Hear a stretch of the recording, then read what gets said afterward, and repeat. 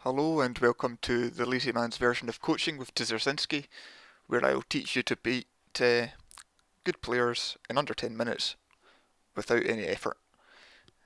So today I'll be playing against Soulbinder, a 2800 Master Zerg, and I'll be showing you the 3 racks Marine opening, which is basically the idea is to get out a ton of Marines, push up, do a load of damage, and behind that push work into a transition with whether that be more bio, an expansion, some tank play, something along those lines. So just go into my vision.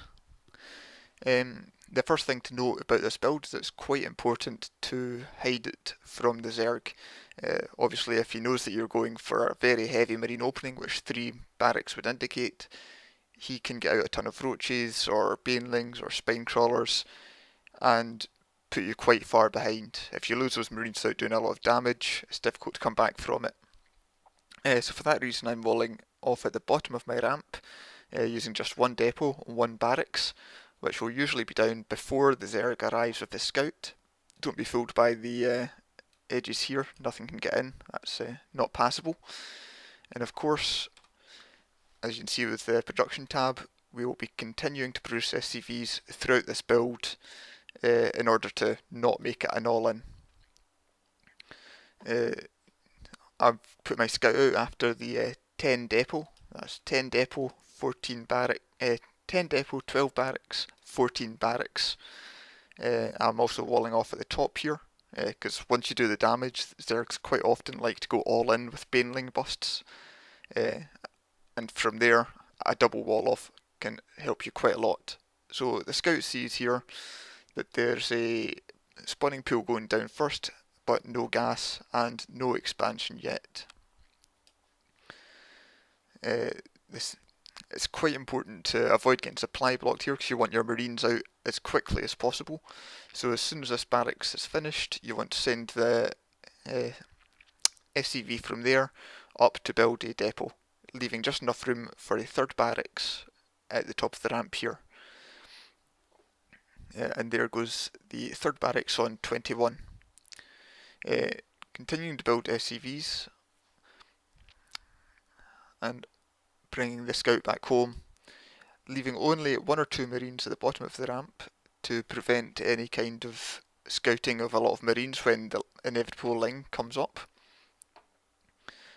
Keeping the rest a wee bit back here. These 2 going over here to prevent the Overlord scout, which Zergs like to put out here and bring into the base. So they'll just be patrolling that area nicely. Supply depot going down here so that we'll just avoid getting supply blocked. And you want him to be almost continuously building his supply depots to prevent the supply block. So we're now up to our 3 marine production. Get to your Orbs command once you get up to about 150 minerals while continually producing 3 marines out of your barracks and a SCV out of your command centre. From here you'll be building up more money than you spend on your marines and SCVs, so you can, and your supply depots obviously, so you can get into gas early on, or you can save up to 400, throw down a command centre, or you can even throw down more barracks if you're so inclined. And what we're doing here is we're waiting until we get about 10, 12, maybe 14, maybe even 16 marines, and then we'll be sending them out. Here we're trying and failing to send out a couple of marines to check for lings. Usually Zerg like to put a ling or 2 lings just around the expansion area to check for an SCV going down. So you want to kill that if it's there to prevent any kind of early scouting. Oh, and there it is. So he doesn't yet know about the marines coming out. Along with these marines, it's good to bring a few SCVs, put them on auto repair and attack move up with your marines. Since we're on attack move, lings and banelings and things like that will attack them first, and they can just auto repair themselves, and that wastes a lot of attack DPS from the Zerg. especially if they put banelings into them. Of course you want to bring your marines with them, which I forgot to do there from some bad hotkey action. And now just moving up to the expansion, you can see I'm throwing down my gas here, a command center for expansion, and a factory so that I can move into some tank play later on. And here we're coming up here, you just want to focus down, you want to take down any overlords that you can. You can see that he now only has 3 supply, which will make it very difficult to reinforce with lings, now that he's been caught by surprise by this move. So you don't want to focus on eggs or larvae, you just want to go straight in. And here you can see them coming, the banelings coming. You want to do a bit of a split. I was lucky there in that I split into the banelings and he blew them all up on just a couple. If you don't have your SCVs attacking here, quite often they'll blow up in the SCVs, which is handy. And you can just see here, I'm taking out the overlords to help supply block them as much as possible. Continuing to rally marines up to reinforce. And now moving in.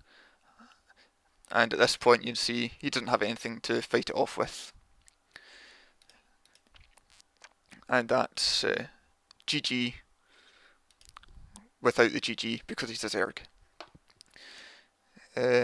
Of course, you see you've built up quite a lot of money here, so you want to have better macro than I have had, and you want to have been saturating that gas, you want to be building out tanks, you want to be moving your expansion out during this attack.